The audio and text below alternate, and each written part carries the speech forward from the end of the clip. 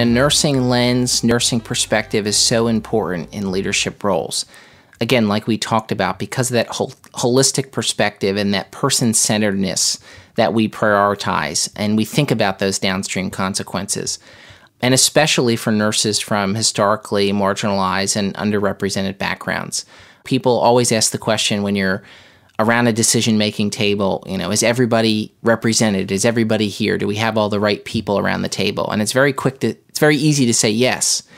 But when you ask the question of who's missing from the table, what voices aren't represented, it requires you to think a little bit differently to ensure that there's diverse representation, that there's equitable representation, that the voices of those who've been silenced or marginalized are present, are heard.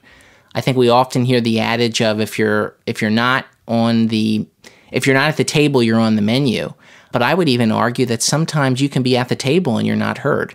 So it's about equity and inclusion and how we establish a sense of community and a sense of safety so that all voices are equally valued.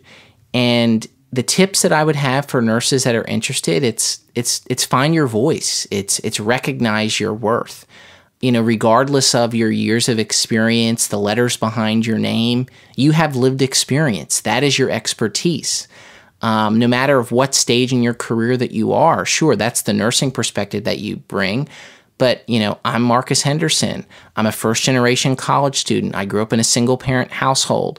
I'm biracial. These are all of my lived experience that I bring with me to the table, and that needs to be valued and counted.